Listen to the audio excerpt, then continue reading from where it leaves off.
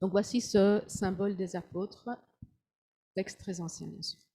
Je crois en un seul Dieu, le Père Tout-Puissant, Créateur du ciel et de la terre, et en Jésus-Christ, son Fils unique, notre Seigneur, qui a été conçu du Saint-Esprit, est né de la Vierge Marie, a souffert sous Ponce Pilate, a été crucifié, est mort, a été enseveli, est descendu aux enfers. Le troisième jour est ressuscité des morts, est monté au ciel, est assis à la droite de Dieu le Père Tout-Puissant, d'où il viendra pour juger les vivants et les morts. Je crois en l'Esprit Saint, en la Sainte Église universelle, à la communion des saints, à la rémission des péchés, à la résurrection de la chair et à la vie éternelle. Amen. Alors on a déjà vu la prédication sur « Je crois en la Sainte Église universelle » et cette fois-ci on va reprendre tout au début. Donc je crois en un seul Dieu, le Père Tout-Puissant, Créateur du ciel et de la terre.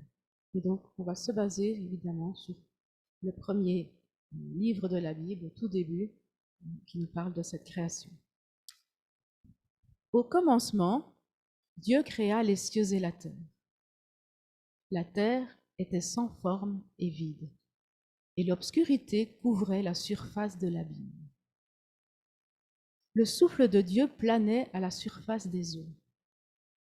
Alors Dieu dit, que la lumière paraisse. Et la lumière parut. Dieu vit que la lumière était une bonne chose, et il sépara la lumière de l'obscurité. Dieu nomma la lumière jour, et l'obscurité nuit. Le soir vint, puis le matin, ce fut la première journée.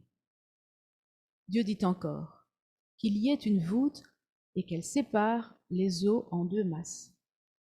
Dieu fit alors la voûte qui sépare les eaux d'en bas de celles d'en haut. Et il en fut ainsi. Il nomma cette voûte ciel. Le soir vint, puis le matin. Ce fut la seconde journée. Dieu dit encore que les eaux qui sont au-dessous des cieux se rassemblent en un seul lieu et que le continent apparaisse. Et il en fut ainsi. Dieu nomma le continent terre et la masse des eaux mer. Et Dieu vit que c'était une bonne chose. Dieu dit alors que la terre fasse pousser de la végétation, des plantes produisant leurs semences et des arbres fruitiers dont chaque espèce porte ses propres graines. Et il en fut ainsi. La terre fit pousser de la végétation, des plantes produisant leurs semences espèce par espèce, et des arbres dont chaque variété porte des fruits avec pépins ou noyaux. Dieu vit que c'était une bonne chose. Le soir vint, puis le matin, ce fut la troisième journée.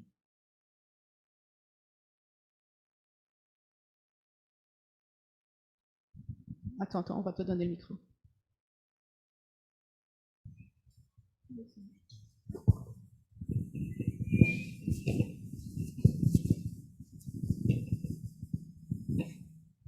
Dieu dit encore qu'il y ait des lumières dans les cieux pour séparer le jour de la nuit, qu'elles servent à fixer les fêtes ainsi que les jours et les années du calendrier, et que du haut des cieux elles éclairent la terre. Et il en fut ainsi. Dieu fit les deux principales sources de lumière, la grande pour présider au jour et la petite pour présider à la nuit. Et il ajouta les étoiles. Il les plaça dans les cieux pour éclairer la terre, pour présider au jour et à la nuit, et pour séparer la lumière de l'obscurité. Dieu vit que c'était une bonne chose. Le soir vint, puis le matin, ce fut le quatrième jour. D'accord.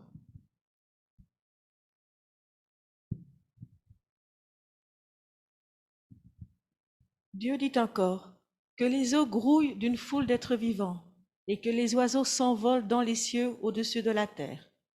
Dieu créa les grands monstres marins et toutes les espèces d'animaux qui se faufilent et grouillent dans l'eau, de même que toutes les espèces d'oiseaux. Et Dieu vit que c'était une bonne chose. Dieu les bénit en disant que tout ce qui vit dans l'eau soit fécond, devienne nombreux et peuple les mers, et que les oiseaux deviennent nombreux sur la terre. Le soir vint, puis le matin, Ce fut la 5e journée.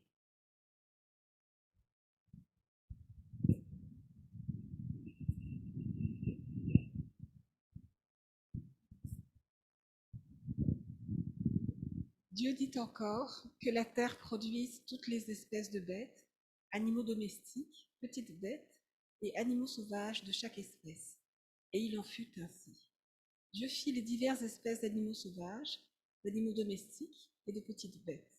Et Dieu vit que c'était une bonne chose. Dieu dit enfin, faisons l'être humain, qu'il soit comme une image de nous, une image vraiment ressemblante.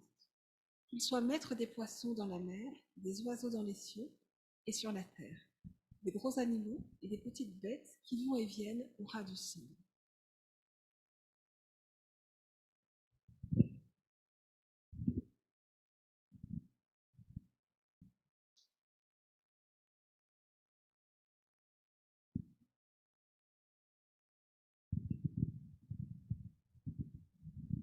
Dieu créa l'être humain comme une image de lui-même. Il le créa à l'image de Dieu. Il les créa hommes et femmes. Puis il les bénit en leur disant, ayez des enfants, devenez nombreux, peuplez toute la terre et dominez-la. Soyez les maîtres des poissons dans la mer, des oiseaux dans les cieux et de tous les animaux qui vont et viennent sur la terre. Et il ajouta, sur toute la surface de la terre, je vous donne les plantes produisant des graines et les arbres qui portent des fruits avec pépins ou noyaux. Leurs graines ou leurs fruits vous serviront de nourriture. De même, je donne l'herbe verte comme nourriture à tous les animaux terrestres, à tous les oiseaux, à toutes les bêtes qui vont et viennent au ras du sol. Bref, à tout ce qui vit. Et il en fut ainsi. Dieu vit que tout ce qu'il avait fait était une très bonne chose. Le soir vint, puis le matin. Ce fut la 6e journée. Ainsi furent achevés les cieux, la terre et tout ce qu'ils contiennent. Dieu, après avoir achevé son œuvre, se reposa le 7e jour de tout le travail accompli. Il fit de ce 7e jour un jour béni, un jour mis à part, car il s'y reposa de tout son travail de créateur. Voilà l'histoire de la création des cieux et de la terre. Voilà l'histoire de la création des cieux et de la terre. Merci à tous les lecteurs. Et je vous propose de suivre la prédication de Mathieu Sanders sur, évidemment, ce texte que nous venons de lire.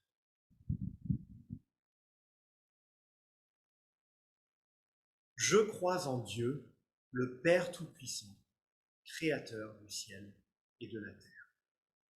Cette phrase nous présente d'abord Dieu comme Père, et nous y reviendrons, mais ensuite elle nous parle d'un Dieu tout-puissant, que rien ne limite. Et la phrase établit un lien direct entre Dieu et son œuvre de création. Et comme on vient de l'entendre dans le texte de Genèse 1, c'est aussi le point de départ de la Bible. Au commencement, Dieu créa le ciel et la terre. Dieu est à l'origine de tout ce qui existe. Il est à l'origine de tout l'univers. Et ça doit être notre point de départ, à nous aussi en tant que croyants. Se reconnaître créature, c'est le point de départ de la foi. Je crois, nous croyons en Dieu, le Père Tout-Puissant, Créateur du ciel et de la terre. Mais la Bible ne s'arrête pas à cette affirmation. Elle nous dit que si nous pouvons croire en Dieu, c'est aussi parce que la création porte l'empreinte de Dieu en quelque sorte. La création reflète sa personne. Ainsi, l'apôtre Paul affirme au début de sa lettre aux Romains, chapitre 1, verset 20, « Depuis la création du monde, les perfections invisibles de Dieu, sa puissance éternelle et sa divinité se voient dans ses œuvres. » Dans cette logique, je vous propose de voir 4 aspects de la personne de Dieu qui sont mis en évidence dans ce premier chapitre de la Genèse, par la manière dont Dieu crée, dont Dieu se présente. 4 aspects de la personne de Dieu mis en évidence en Genèse 1. D'abord, un Dieu d'ordre et d'intention. Ensuite, un Dieu de beauté. Ensuite, un Dieu de relation. Et enfin, un Dieu de plénitude. On commence par un Dieu d'ordre et d'intention. Alors, quand on commence Présenter Dieu comme un Dieu d'ordre, ça peut éventuellement susciter le malaise, ça peut paraître rigide ou oppressant. Mais en fait, si on y réfléchit un instant, nous ne pourrions pas survivre un seul instant sans un ordre. Par exemple, l'ordre de la respiration. Inspiration, expiration. On inspire de l'oxygène, on expire du dioxyde de carbone. Et si cet ordre était inversé, nous ne pourrions pas survivre. Bien, on peut penser à l'ordre du rythme cardiaque. Si vers cet ordre, si ça devient désordonné, notre vie est immédiatement en danger. On pourrait multiplier les exemples. En fait, toute notre vie est fondée sur l'ordre de la création. Et nous voyons cela en Genèse 1, qui décrit la création comme ordonnée dans le temps et l'espace. La création est décrite ici dans un registre littéraire et dans le langage du Proche-Orient ancien. Ce texte n'est pas, à mon sens, à lire comme un manuel de science. Mais ce qui est indiscutable, c'est qu'il nous présente Dieu comme étant celui qui est à l'origine de toute chose, mais qui a aussi organisé la création. Dieu parle, il exprime sa volonté, et les choses se font selon cette pensée et cette parole de Dieu. Il sépare les eaux par une étendue, verset 6. Il fait paraître la terre ferme, verset 9. Il fait que la terre se couvre de verdure, verset 11. Il crée le soleil et la lune, les étoiles, verset 14, verset 16, les animaux marins et les oiseaux, versets 20 et 21, les animaux terrestres, versets 24 et 25, et les êtres humains, verset 26. Tout est à sa place, en ordre. Et c'est parce que l'univers est ordonné que, en fait, la science peut exister. On peut, en partie, comprendre le monde parce qu'il est ordonné selon des lois. Mais Dieu ne met pas en ordre simplement pour mettre en ordre. Le texte montre également qu'il met en ordre parce qu'il a quelque chose en vue. Dieu est un Dieu d'intention. Le texte le déclare à plusieurs reprises. Versets 9 et 10, Dieu sépare les eaux pour que la terre ferme apparaisse. Chaque espèce d'arbre, verset 11, produit du fruit portant sa semence. Donc, sous-entendu, d'autres fruits pourront venir ensuite. Les luminaires permettent de distinguer le jour et la nuit et de marquer les saisons, verset 14. Tout est créé pour une raison. Et nous voyons cela autour de nous. Toute la création est organisée pour que la vie puisse non seulement émerger et avoir lieu, mais se maintenir et prospérer. Il suffit de penser à notre propre corps humain, infiniment plus sophistiqué que le plus complexe des ordinateurs. À chaque instant, notre vie repose sur une incroyable série de circonstances. À chaque instant, Dieu est un Dieu d'intention. Or, si on regarde le texte plus près, on découvre que l'intention de Dieu ne s'arrête pas à ce qu'on pourrait appeler la mécanique de la vie. Verset 26, faisons les hommes de sorte qu'ils soient notre image, qu'ils nous ressemblent. Ici, en fait, on découvre le sens de la vie humaine. Être l'image de Dieu, lui ressembler. Et la suite du verset 26 est en lien avec cette vocation. Je cite, qu'il domine sur les poissons de la mer, sur les oiseaux du ciel, sur les bestiaux, sur toute la terre et sur tous les reptiles et les insectes. Dieu a créé l'homme, l'être humain, pour qu'il soit son image, son représentant, qu'il organise le monde autour de lui, qu'il domine le monde, non pas dans un sens d'oppression, dans un sens abusif, mais qu'il domine au sens qu'il a autorité, la capacité d'organiser et la responsabilité sur le monde autour de lui. Et au verset 28, on voit que cette intention pour l'homme est généreuse, elle est pleine de joie et d'abondance. Dieu les bénit en disant « Soyez féconds, multipliez-vous, remplissez la terre, rendez-vous en maître. » Verset 29, « Voici, je vous donne pour vous en nourrir toute plante portant sa semence partout sur la terre, et tous les arbres fruitiers portant leur semence. » Et c'est là que nous allons trouver le sens de notre vie. Être son image et trouver notre joie dans tout ce qui nous est. Un autre texte chrétien bien connu, plus récent que le symbole des apôtres, un texte qu'on appelle le catéchisme de Westminster, l'exprime précisément ainsi. Le but principal de la vie de l'homme est de glorifier Dieu, et de trouver sa joie en lui. Glorifier Dieu, trouver sa joie en lui.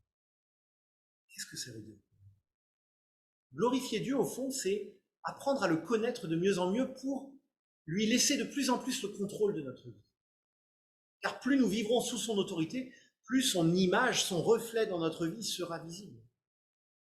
Alors ça, c'est le processus de toute une vie, avec trop souvent ces écarts et ces défauts. Mais si nous nous fixons comme objectif de vie de connaître Dieu de mieux en mieux, il me semble que nous verrons que Dieu s'occupera du reste, nos besoins de chaque jour, notre travail, notre vie sociale, nos relations. Pas avec facilité, comme si toutes ces choses viennent comme ça d'elles-mêmes, toutes seules. Dieu, mystérieusement, travaille dans les circonstances de notre vie, et il prend soin de nous. Il nous demande de faire de nous notre priorité. Comme le dit Jésus, Matthieu 6,33, recherchez d'abord le royaume et la justice de Dieu, et tout cela vous sera donné en plus. Dieu est un Dieu d'ordre et un Dieu d'intention qui fixe le plan de notre vie.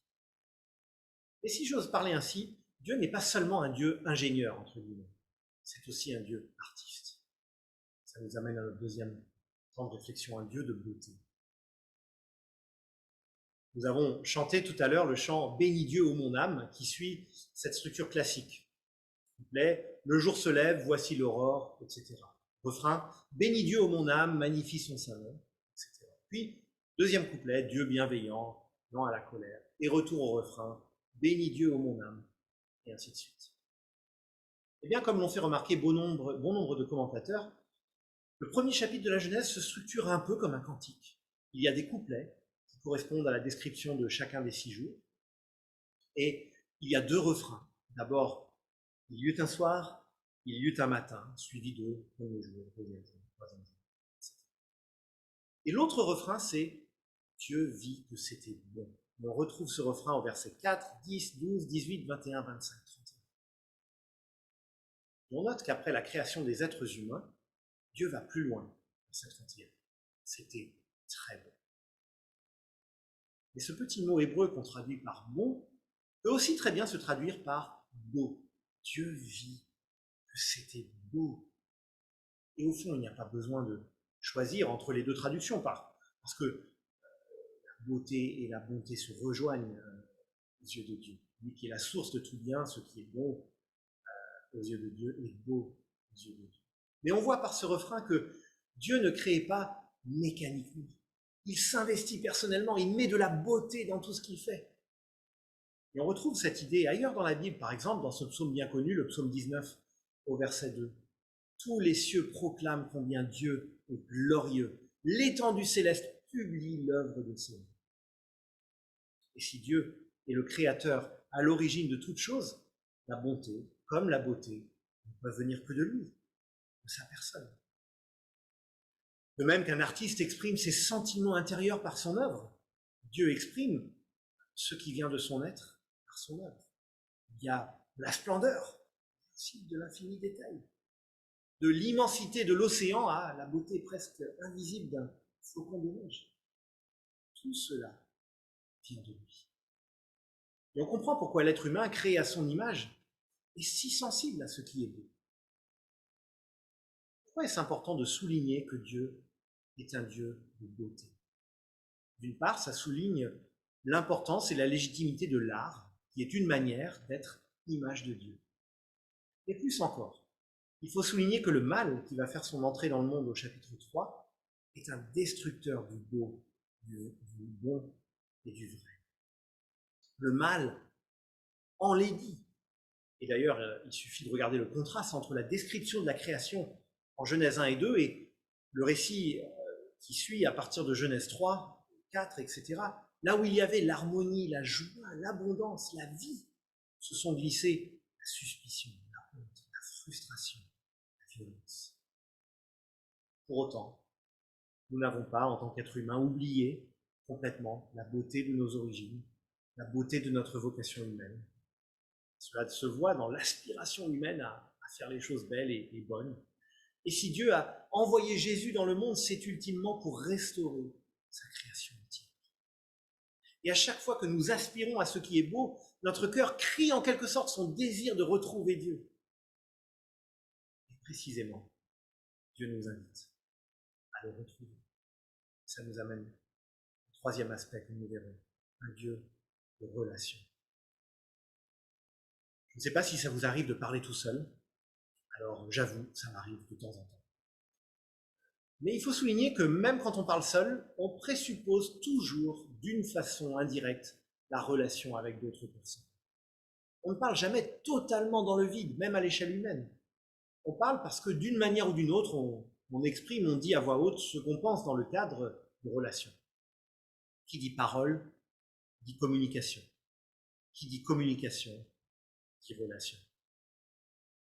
Il est frappant de voir que le narrateur de ce texte présente Dieu comme parlant, comme créant par sa parole. Dieu s'exprime, il communique, et il le fait avant même la création de l'être humain. Dieu serait-il intrinsèquement relationnel? La réponse semble bien oui. Plusieurs indices vont dans ce sens. Au verset 1, on apprend que l'Esprit de Dieu planait au-dessus des eaux. Comme s'il y avait une distinction et donc une relation entre Dieu et son esprit. Alors, certes, c'est très discret, mais c'est un premier indice.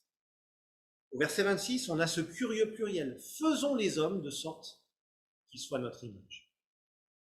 Serait-ce un indice supplémentaire, discret là encore, que Dieu ne parle pas dans le vide, qu'il y a de la relation nous. De façon saisissante, l'apôtre Jean, écrivant des siècles et des siècles après la rédaction de Genèse 1, fait écho à ce texte au début de son évangile et associe la parole de Dieu à son Fils. Au commencement était celui qui est la parole de Dieu. Il était avec Dieu, il était lui-même Dieu. Dieu a tout créé par lui, en lui résidait la vie.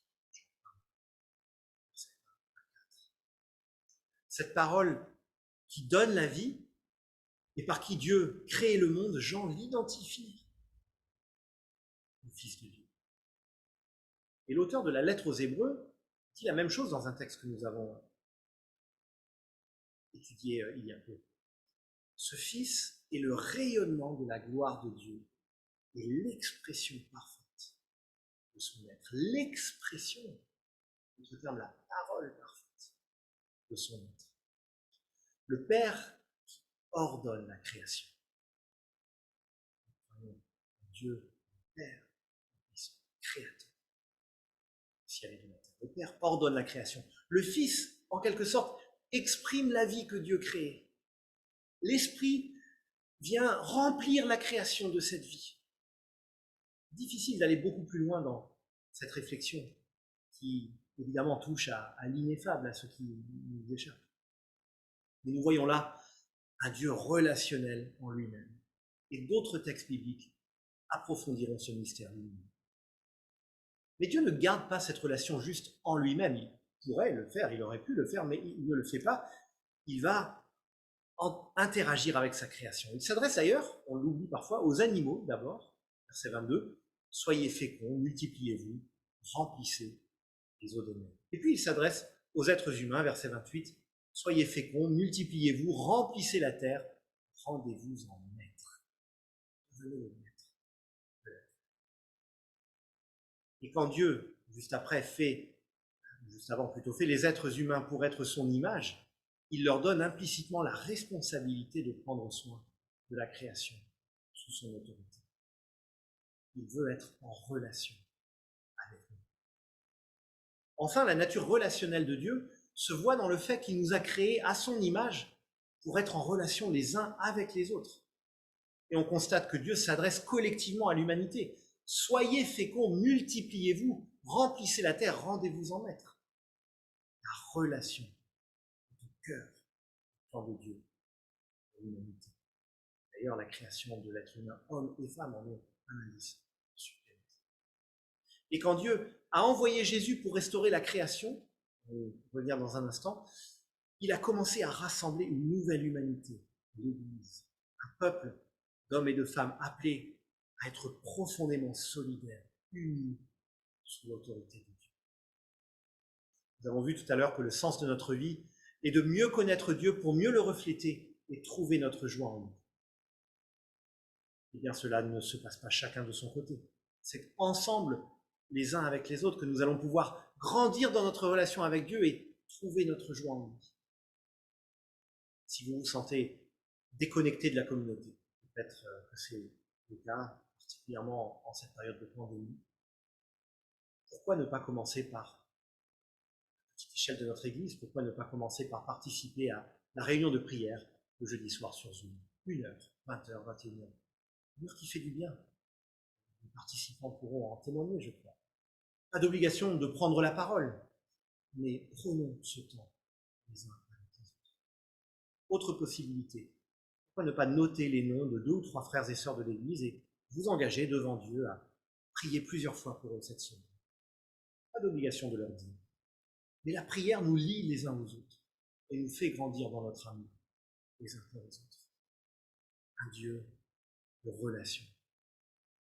Et enfin, pour terminer, Dieu se révèle dans notre texte comme un Dieu de plénitude.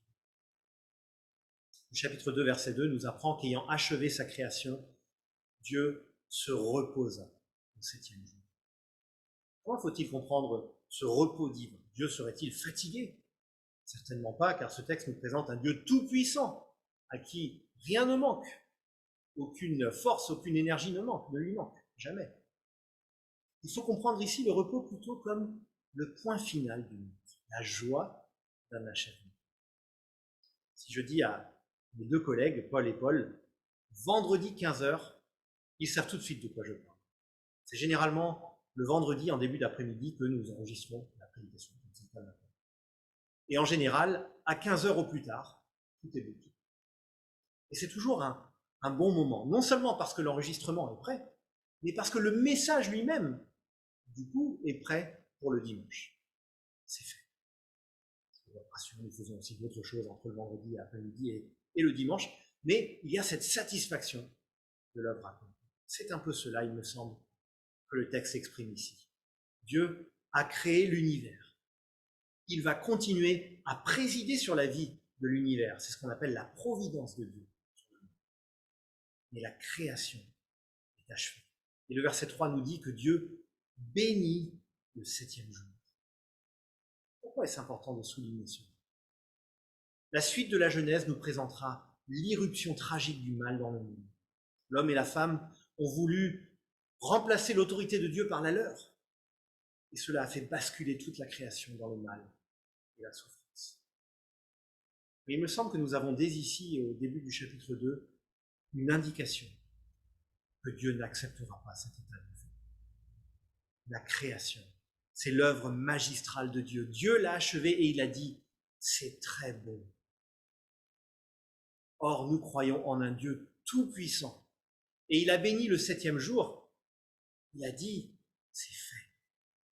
Ce qui doit avoir le dernier mot, c'est le repos, l'accomplissement, la plénitude. Et c'est précisément ce que Dieu nous promet par Jésus-Christ.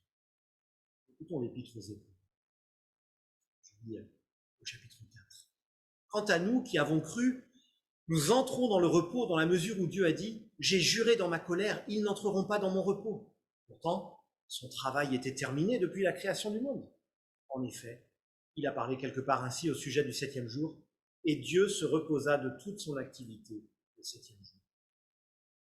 Il reste donc un repos de sabbat pour le peuple de Dieu. En effet, celui qui entre dans le repos de Dieu se repose lui aussi de son activité, tout comme Dieu s'est reposé de la sienne.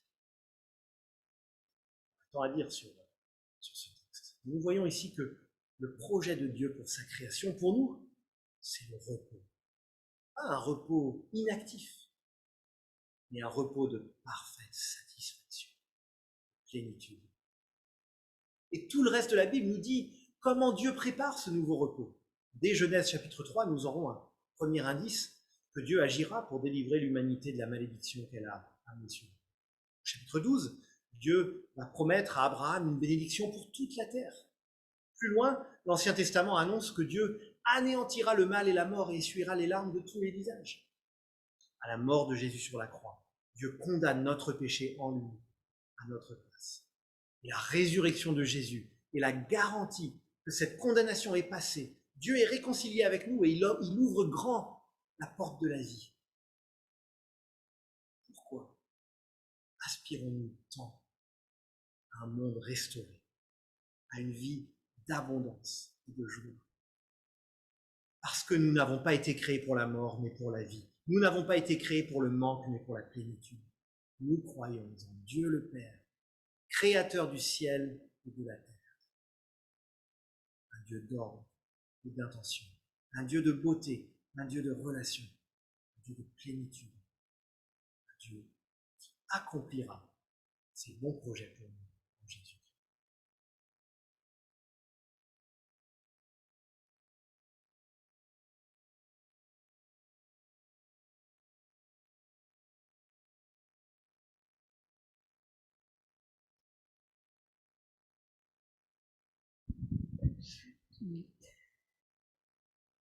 En réponse à ce message, je vous propose de chanter le chant Notre Dieu. Vous vous levez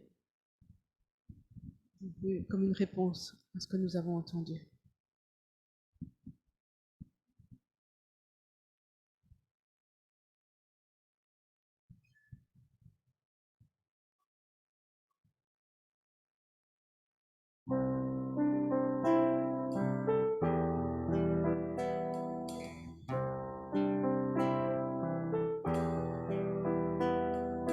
Qui a mesuré les océans, qui a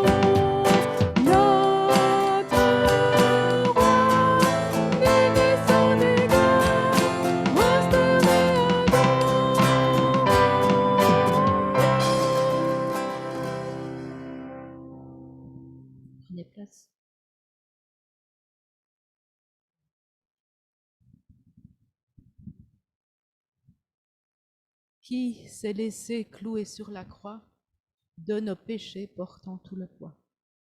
Ce qu'on vient de chanter, Jésus l'a fait. Jésus s'est laissé clouer sur la croix.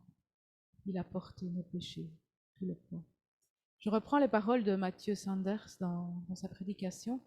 Il nous disait, à la mort de Jésus sur la croix, Dieu condamne notre péché en lui, à notre place. Et la résurrection de Jésus est la garantie que cette condamnation est passée. Dieu est réconcilié avec nous et nous ouvre grand les portes de la vie. Prions ensemble. Il est vraiment juste et bon, et c'est notre joie et notre salut de te rendre grâce, toujours et en tout lieu. Père très saint, Dieu éternel et tout-puissant, car tu as créé les cieux et toute leur puissance, la terre et tous les êtres qui l'habitent. Tu nous as fait à ton image, et dans ta bienveillance, tu nous gardes. Mais tu as surtout manifesté ton amour en nous envoyant ton Fils bien-aimé, qui s'est abaissé jusqu'à nous, pour nous élever jusqu'à toi. Je vous propose de partager ce pain et ce vin, qui sont des symboles de ce sacrifice que Jésus a fait pour nous. Alors je sais que nous sommes en période de Covid, mais vous êtes censés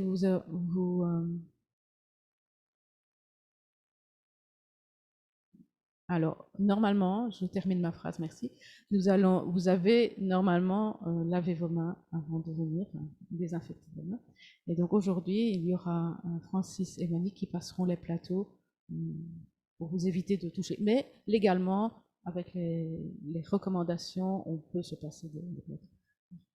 Mais pendant ce temps de passage des éléments, je vous propose que vous puissiez élever vos voix. Donc ici dans l'Assemblée, vous levez la main si vous voulez le micro. Et voilà, ce sont des prières libres en reconnaissance. Ok. Voilà. Vous pouvez prier à haute voix, sans micro. On s'adapte.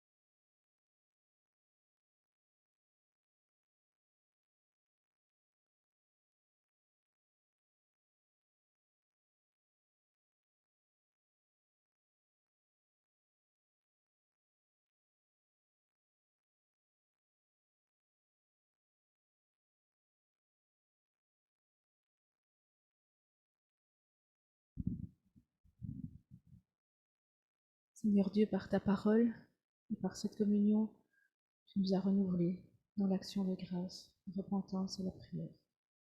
T'en suppliant, garde-nous toujours dans la paix de ta présence, dans le service de nos frères et sœurs. L'amour de Jésus-Christ notre Seigneur. Amen. Je vous propose cette semaine un petit exercice, pas compliqué. Vous trouvez un petit endroit dans la nature et vous allez louer Dieu. Alors, si vous cherchez des endroits de nature, vous demandez à mon fils Samuel. Il connaît des tas de parcs très chouettes à visiter. Et on peut se ressourcer, on peut vraiment découvrir la nature, la beauté de la création de Dieu. Mais, voilà.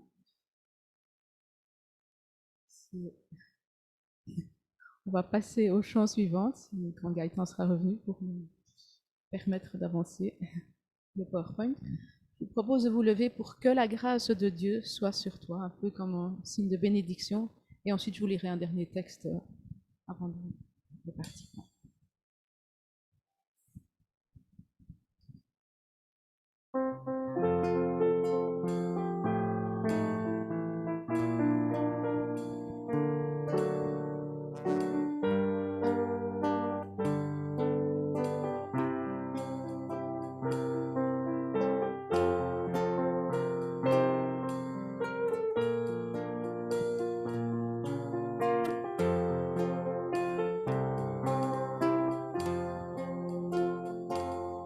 Que la grâce de Dieu soit sur toi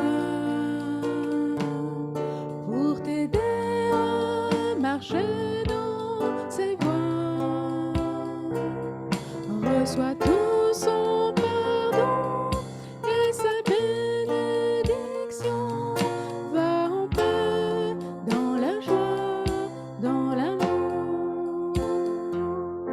Que la grâce de Dieu soit sur toi pour t'aider à marcher dans ses voies. Reçois tout son pardon et sa bénédiction. Va en paix dans la joie, dans l'amour. Que Dieu, la source de la paix, fasse que vous soyez totalement à lui, qu'il garde votre être entier, l'esprit, l'âme et le corps, irréprochable pour le jour où viendra notre Seigneur Jésus-Christ. Celui qui vous appelle est fidèle, c'est lui qui accomplira cela. Que la grâce de notre Seigneur Jésus-Christ soit avec vous. Bon dimanche à tous.